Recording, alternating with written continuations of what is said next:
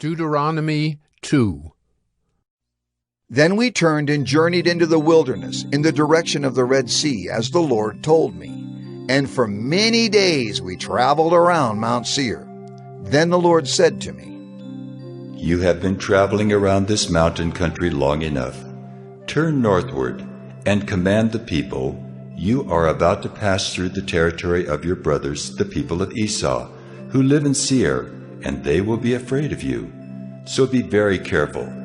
Do not contend with them, for I will not give you any of their land, no, not so much as for the sole of the foot to tread on, because I have given Mount Seir to Esau as a possession.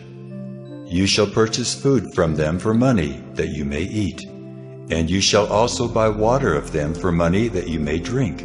For the Lord your God has blessed you in all the work of your hands. He knows you're going through this great wilderness. These 40 years the Lord your God has been with you. You have lacked nothing." So we went on, away from our brothers, the people of Esau, who live in Seir, away from the Arabah road, from Elath and Ezion Geber. And we turned and went in the direction of the wilderness of Moab.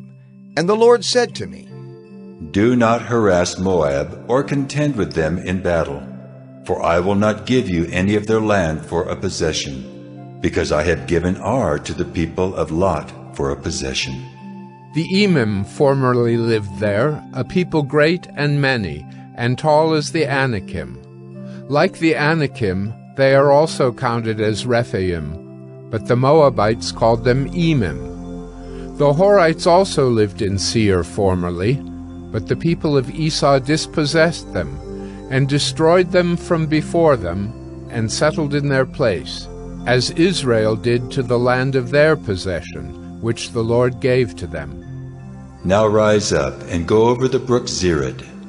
So we went over the brook Zered, and the time from our leaving Kadesh Barnea until we crossed the brook Zered was 38 years, until the entire generation, that is, the men of war, had perished from the camp, as the Lord had sworn to them.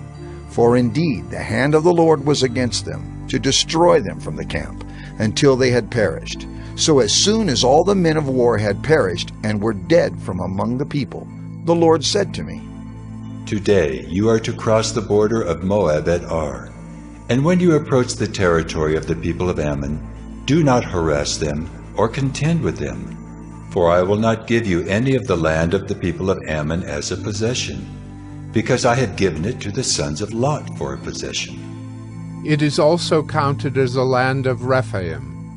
Rephaim formerly lived there, but the Ammonites called them Zamzumim, a people great and many, and tall as the Anakim.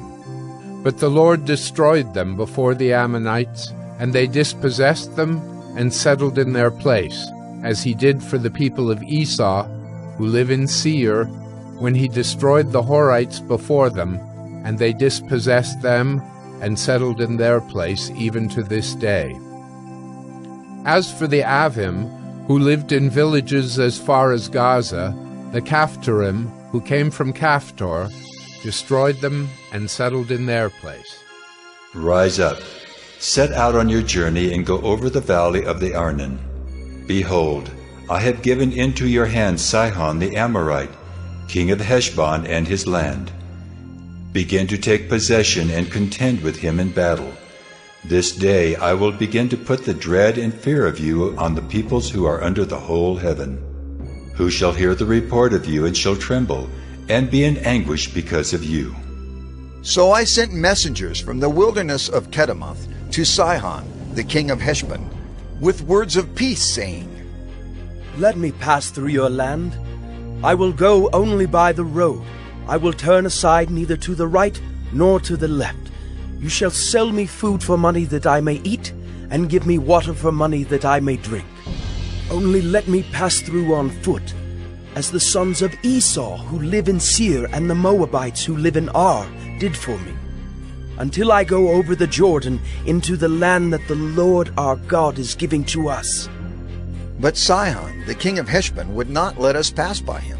For the Lord your God hardened his spirit, and made his heart obstinate, that he might give him into your hand, as he is this day. And the Lord said to me, Behold, I have begun to give Sihon and his land over to you. Begin to take possession that you may occupy his land. Then Sihon came out against us, he and all his people, to battle at Jahaz. And the Lord our God gave him over to us, and we defeated him, and his sons, and all his people. And we captured all his cities at that time, and devoted to destruction every city, men, women, and children. We left no survivors. Only the livestock we took as spoil for ourselves, with the plunder of the cities that we captured. From Aurora, which is on the edge of the valley of the Arnon, and from the city that is in the valley, as far as Gilead, there was not a city too high for us. The Lord our God gave all into our hands. Only to the land of the sons of Ammon you did not draw near, that is, to all the banks of the river Jabbok and the cities of the hill country, whatever the Lord our God had forbidden us.